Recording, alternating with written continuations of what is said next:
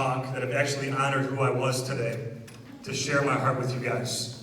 I really appreciate that. The people that do that talk during my entire talk, they're the same ones that come up to me after and say, thanks for coming today, Mr. Peace. Thanks for touching my heart.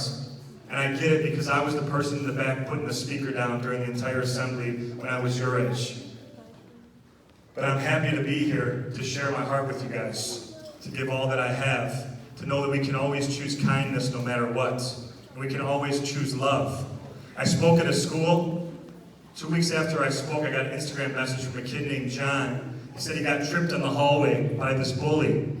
And he said he stood right back up and he walked over to the bully. He shook his hand, smiled, and said, have a great day. And the bully's mouth just dropped. Everybody shaking, everybody watching, all pairs' mouths dropped. Because they expected John to cry or fight back and fail or run away. But he did the opposite. He showed this person who was hurting the most inside what he needed the most. He showed him love. 2 days later, he finds out there were some abuse issues at home. And the bully was just reflecting the pain that he saw, that he was witnessing. And now they're best friends. But the reason I'm bringing this up is because me coming today to any school, I can't guarantee bullying's going to stop. But I guarantee you for the ones where this concept is sinking into here and here, the response to bullying is going to change.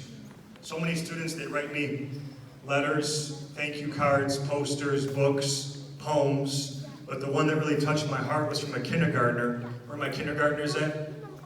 Hands down. But this is from a kindergartner named Lillian. She wrote me this book. It says, thank you, Mr. Peace. Aim for the good days, not the bad days. Love, Lillian. And the inside of her book, it's blank. It's blank. I said, why is it blank? She's like, well, I did that on purpose, Mr. Peace. I said, I know, but why? How come?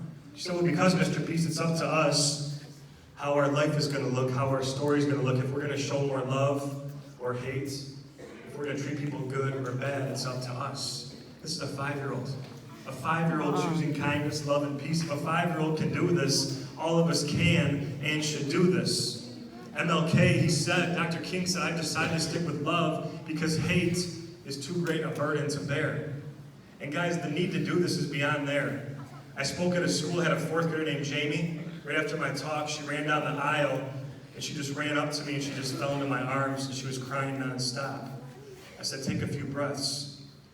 Calm down. I said, it's okay. And then she started talking finally, and she said that she's the new girl at school, and she's always getting bullied because of where she was born. She said that she's from Korea. And she said the first day at school, she tried making friends. She sat down at lunch at this one table, and as soon as she sat down, all the students stood up and they walked to a different table, and they embarrassed her in front of everybody.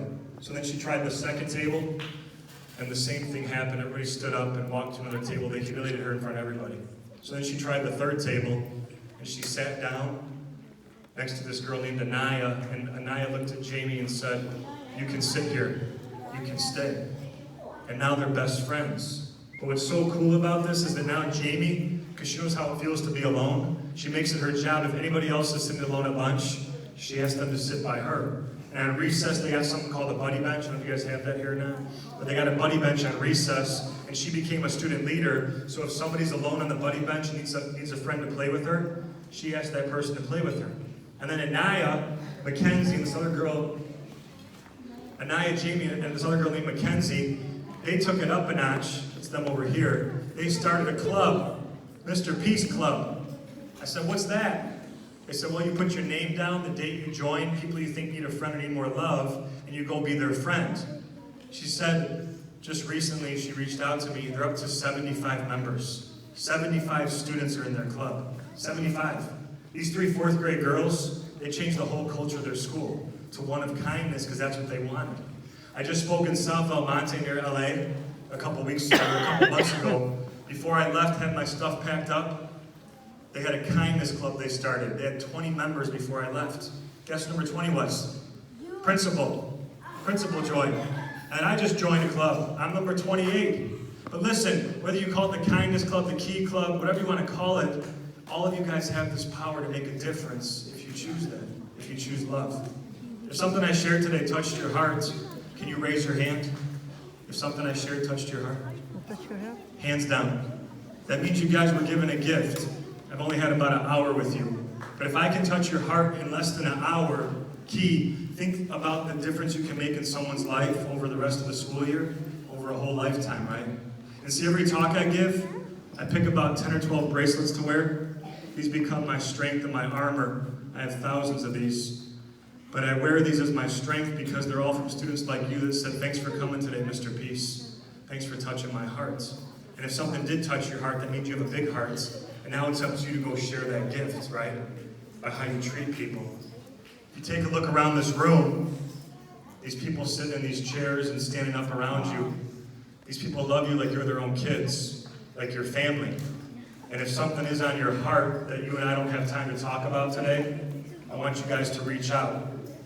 I've seen a few tears here and there, and that's okay, because tears are strength, and the sweat of our strength, the start of healing and feeling again. But I'm telling you this now, guys, that we never have to go it alone. You got people that care about you, your best friends, myself, these people here and staff, just like this picture says, we never have to go it alone. If you do want to reach out to me, and we don't have time to talk in person, I'm going to give all your teachers and staff one of my cards, says Mr. Peace.